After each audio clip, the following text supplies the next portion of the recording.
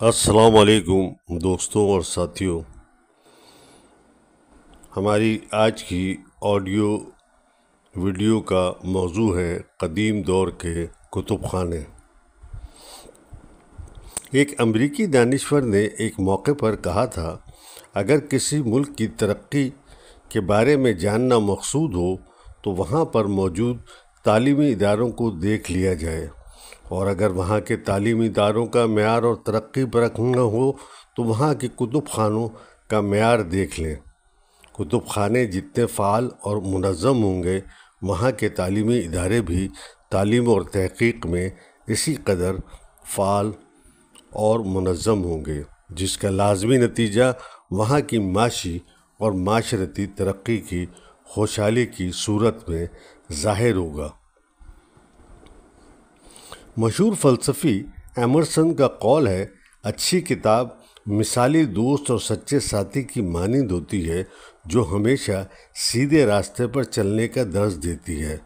سقراط کا ایک مشہور قول ہے، جس گھر میں اچھی کتابیں نہیں وہ گھر حقیقتاً گھر کہلانے کا حقدار نہیں، بلکہ اسے زندہ مردوں کا قبرستان کہنا زیادہ موزوں ہوگا۔ کتب خانوں کی تاریخ۔ کتب خانوں کی تاریخ بھی اتنی ہی قدیم ہے جتنی انسانی تہذیب۔ انسان کو جب اپنی تاریخ و تمدن آنے والی نسلوں کے لیے محفوظ کرنے کا خیال آیا تو تحریر نے جنم لیا، لیکن اصل مسئلہ یہ تھا کہ اس تحریر کو محفوظ کیسے کیا جائے۔ وہ جو کہتے ہیں کہ نہ کہ ضرورت ایجاد کی ماں ہے، تو سب سے پہلے انسان نے چمڑے، درختوں کے پتوں، ہڈیوں، پتھروں، چٹانوں، حتیٰ کہ عمارتوں کی دیواروں کو بھی اپنے مقصد کے لیے استعمال کیا۔ اس کے بعد اس نے مٹی کی تختیوں کا رواج دیا، جو کسی حد تک دیرپا اور مؤثر ذریعہ ثابت ہوا۔ عراق کی میسوپوٹیمیائی تہذیب میں کھدائی کے دوران مٹی کی تختیوں پر لاتعداد تحریری شواہد ملے ہیں، لیکن جلد ہی انسان نے پائپرس نامی پودوں کے پھولوں کے تنوں سے پیپرس نامی کاغذ بنا ڈالا، جسے آپ کاغذ کی ابتدائی شکل بھی کہہ سکتے ہیں، اور شاید لفظ کاغذ یا پیپر بھی اسی پائپرس سے ہی ماخوذ ہے۔ پاپائرس کے بارے میں تاریخی کتابوں میں لکھا ہے کہ اس کا آغاز 2400 قبل مسیح میں مصر سے ہوا تھا، اور 105 قبل مسیح میں سب سے پہلے ایک چینی باشندے کائلون نے کاغذ ایجاد کر کے آنے والی نسلوں کے لیے تحریر کو محفوظ کرنے میں آسانیاں پیدا کر دی۔ دراصل پائپرس کا آغاز 2400 قبل مسیح میں مصر میں ہوا تھا، لیکن تحریر کا آغاز تقریباً 3300 قبل مسیح میں ہو چکا تھا۔ لکھنے پڑھنے کی ابتدا سب سے پہلے یونان، مصر اور چین میں ہوئی تھی، اس لیے سب سے پہلے کتب خانوں کی بنیاد بھی یہیں سے پڑی۔ قدیم نینوا کے کھنڈرات سے ایک کتب خانے کا سراغ ملا ہے جو 700 قبل مسیح کا بتایا جاتا ہے۔ اس کتب خانے سے مٹی کی تختیوں کی شکل میں جو تحریریں ملی ہیں، ان کی تعداد لگ بھگ 22,000 ہے، جو سب کی سب اس وقت بھی برٹش میوزیم میں محفوظ ہیں۔ 4 صدی قبل مسیح میں ایتھنز میں ایک بہت بڑے کتب خانے کے شواہد بھی ملے ہیں۔ 6 صدی قبل مسیح میں یونانی مندروں میں بھی کہیں کہیں کتب خانوں کے سراغ ملے ہیں۔ تاریخ کی کتابوں میں قدیم کتب خانوں کا ذکر بیشتر جگہوں پر ملتا ہے، جس میں قدیم دور کے آشور بنی پال، سکندریہ کا کتب خانہ اور بر صغیر کے سلاطین کے کتب خانے قابل ذکر ہیں۔ اس طرح میسوپوٹیمیائی تہذیب کے کھنڈرات سے بھی مٹی کی تختیوں کی شکل میں بہت بڑا تحریری ذخیرہ ملا ہے۔ کلدانی میں ساروگن بادشاہ نے ایک کتب خانہ بنوایا جسے مورخین دنیا کا سب سے قدیم کتب خانہ کہتے ہیں۔ آشوریوں کے دور میں 200 قبل مسیح اور 500 قبل مسیح کے دوران متعدد نجی کتب خانوں کے شواہد ملے ہیں۔ بعد ازاں سارگن دوم کے پوتے اشور بنی پال نے اس کتب خانے کو اپنے دارالخلافہ میں منتقل کر دیا تھا، جس میں دنیا کے بیشتر علوم پر مشتمل 2.5 لاکھ کے لگ بھگ مٹی کی تختیوں کی شکل میں کتب موجود تھی۔ مصر جو قدیم دور کی ترقی یافتہ تہذیبوں میں اپنا ایک منفرد مقام رکھتا تھا کہ حکمران بطلیموس دوم نے 323 قبل مسیح میں ایک شہرہ آفاق کتب خانے کی بنیاد رکھی جو آگے چل کر پوری دنیا کے لیے علم و فنون کا ایک ایسا روشن مینار ثابت ہوا جس کی تاریخ میں بہت کم مثال ملتی ہے۔ مصر میں قائم ہونے والے اس کتب خانے کو دنیا کتب خانہ سکندریہ کے نام سے جانتی ہے۔ یہ کتب خانہ، جس میں کتابوں کا ذخیرہ 9 لاکھ سے بھی زیادہ تھا، اس لیے بھی منفرد تھا کہ یہ دنیا کا پہلا منظم کتب خانہ تھا جس میں پہلی مرتبہ مواد کو مضامین کے مطابق ترتیب سے رکھا گیا تھا۔ مصر کے ساتھ ساتھ چونکہ یونان بھی قدیم تہذیبوں کا گہوارہ ہوا کرتا تھا اور بہت سے نامور فلسفی، سائنسداں، ریاضی دان اور دیگر علوم کے ماہرین نے اس سرزمین کو ایک عرصے تک علم کی دولت سے منور کیے رکھا۔ یونان کی سرزمین کو یہ اعزاز بھی حاصل رہا ہے کہ فلسفی کی دنیا میں سب سے زیادہ نامور فلسفیوں نے یہیں جنم لیا تھا، جن میں تھیلس، فیثاغورس، سقراط، افلاطون، بقراط، ارسطو اور آرکمیڈس۔ جہاں تک یونانی کتب خانوں کا تعلق ہے، کتب خانہ ارسطو، کتب خانہ افلاطون اور پراکمم کا کتب خانہ یہاں کے سب سے قدیم کتب خانے ہیں۔ افلاطون کا کتب خانہ بھی اپنے دور کی ایک شاندار کتب خانہ بتایا جاتا ہے، لیکن تاریخ دان یہ کھوج لگانے میں کامیاب نہیں ہو سکے کہ افلاطون کی وفات کے بعد آخر یہ کتب خانہ کہاں چلا گیا۔ ارسطو وہ پہلا شخص تھا جس نے کتابوں کی ترتیب و تنظیم سائنسی بنیادوں پر رکھنے کی بنیاد متعارف کرائے۔ قدیم یونان کا دوسرا بڑا کتب خانہ پراکمم کا تھا۔ پراکمم کی کتب کا مواد رولوں کی شکل میں تھا۔ یہ ذخیرہ 2 لاکھ کے لگ بھگ تھا۔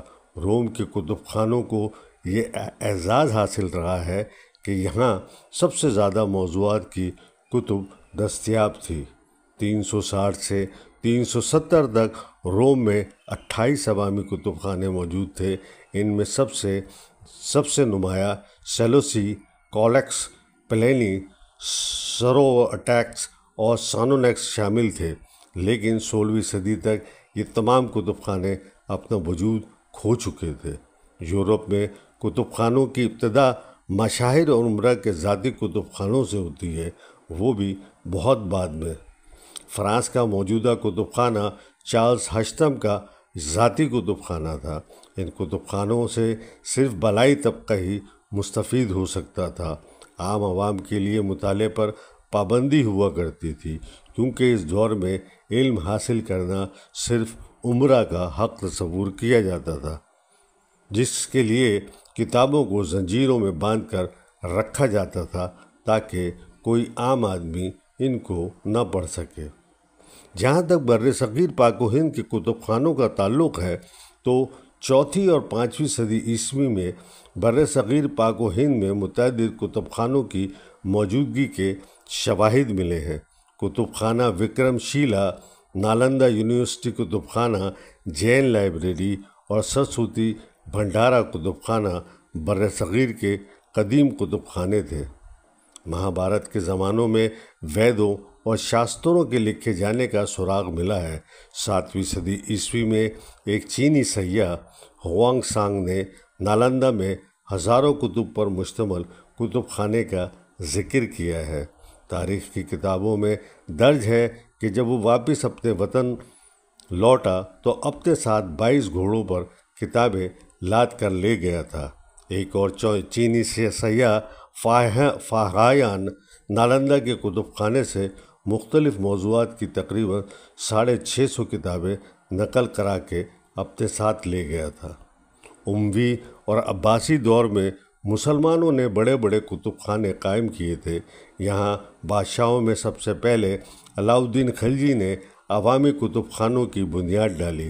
ہمایوں کے کتب خانوں کے آثار دہلی کے پرانے قلعے میں آج بھی دیکھے جا سکتے ہیں۔ اکبر کے زمانے میں عبد الرحیم خان قنانہ اور فیضی کے کتب خانوں کو بڑی شہرت ملی تھی۔ اکبر کی طرح جہانگیر بھی کتابوں کا شوقین تھا، جس کا اندازہ اس بات سے لگایا جا سکتا ہے کہ جب وہ شکار پہ جاتا تو کہتے تھے کہ کتب خانہ بھی اس کے ہمراہ جاتا تھا۔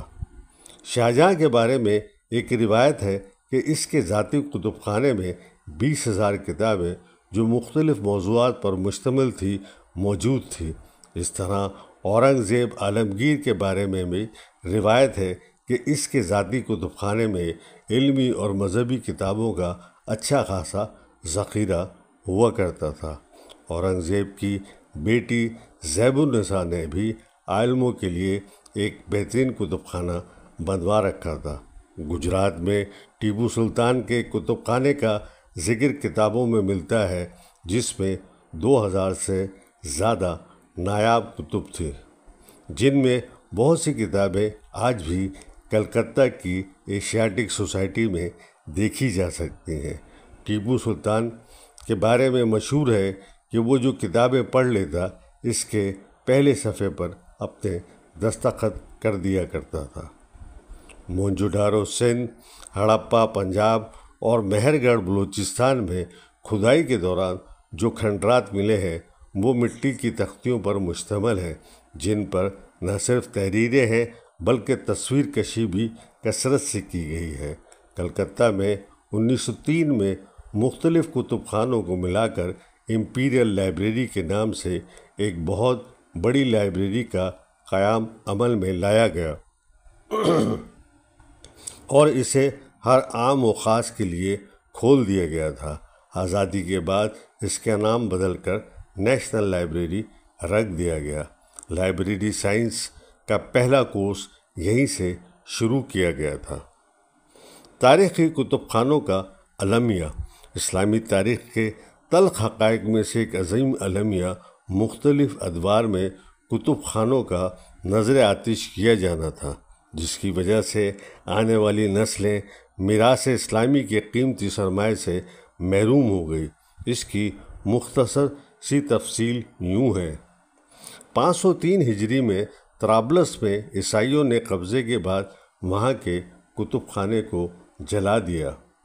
656 ہجری میں ہلاکو خان نے جب بغداد فتح کیا تو اس نے وہاں کے کتب خانوں میں موجود کتابوں کو دریائے دجلہ میں پھینکوا دیا۔